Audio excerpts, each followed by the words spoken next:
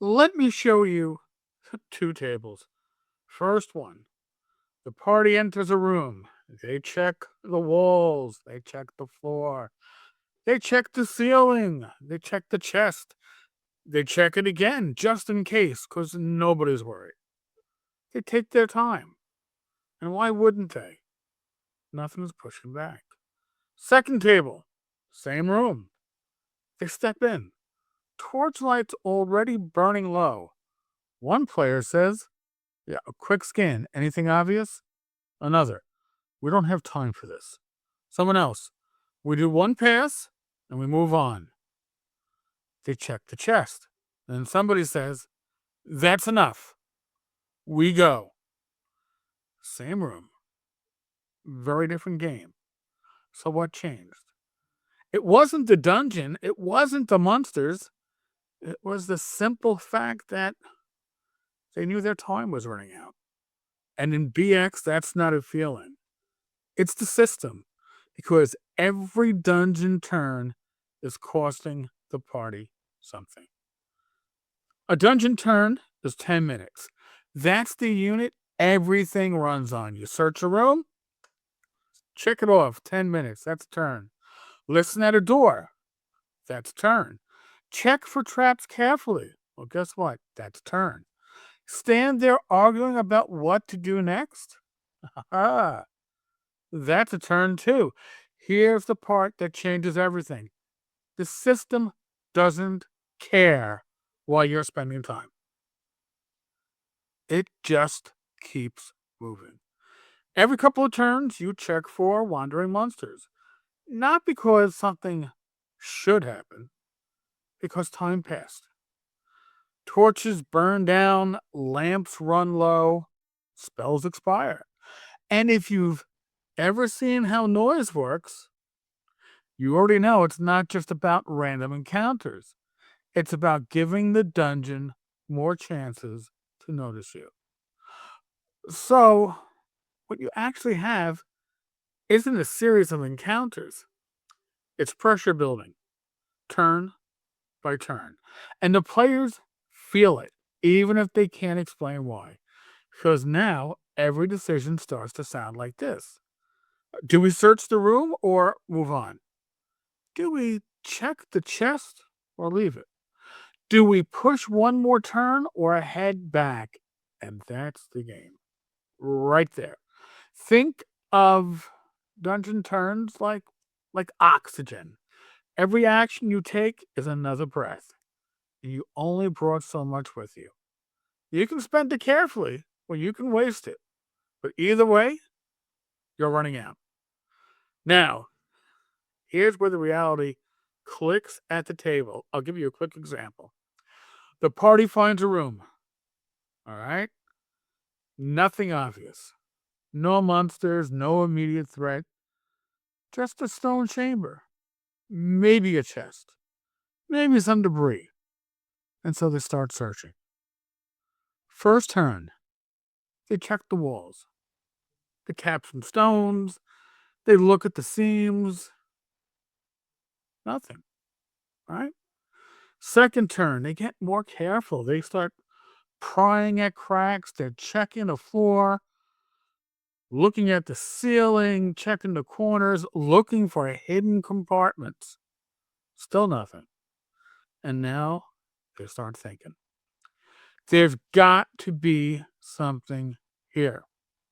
And right there, that's the moment the dungeon starts working, because now they're not just exploring.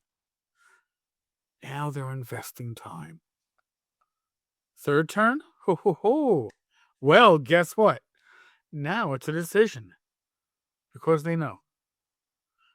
What do they know? Well, another wandering monster check is coming right up. Their light is burning down, and they're deeper in than they were a few minutes ago. So what do they do? Well, do they walk away? Or do they spend one more turn chasing the feeling that something's hidden? That's not mechanics. That's greed under pressure. And the system is built to support that. You don't have to push them. You don't have to hint harder. You don't have to make something happen. You just let time pass. And if they stay, well, now the consequences start stacking. Maybe the wandering monster check finally hits. Or maybe it doesn't. But now you're closer to the next one. Maybe something heard them earlier. Maybe something's already moving. And this ties directly into everything else you're running. Noise? Well, time gives it space to matter. Wandering monsters? Well, time is what triggers them. Exploration procedures? Time is the cost behind every choice. This is why BX dungeons don't need to be balanced. The danger isn't sitting in a room waiting for the party. It's building behind them, closing in, turn by turn. And once players start to feel that, trust me when I say, their behavior changes. They stop treating rooms like checklists. They stop trying to clear everything. They start asking better questions. What exactly are you doing? Is this worth another turn? Do we leave now? And that's when you know it's working. And here's the part I want you to take to your next session. You don't need to speed your players up. You don't need to pressure them. You don't need to warn them. It's quite simple. Just let time pass. When they describe what they're doing, figure out what it costs.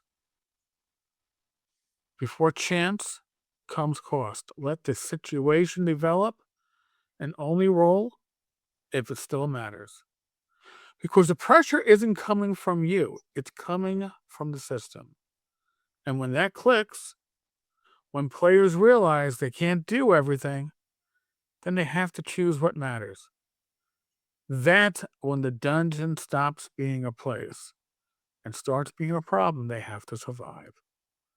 So if your dungeon feels flat, if your players are taking their sweet time, checking everything, never feeling rushed, it's not your encounters, it's not your prep, it's your clock. Start tracking turns. Start letting time move, whether your players like it or not. Let the dungeon react, let the pressure build, because the moment players realize they're running out of time, that the lighter's dying, that they don't have time to do everything, that's when the game actually begins. Thank you to the Tavern's Minions for supporting this channel. If you want more tools like this, procedures that actually change how your table runs, subscribe, join the community, and I'll see you in the next one. Thank you, and God bless.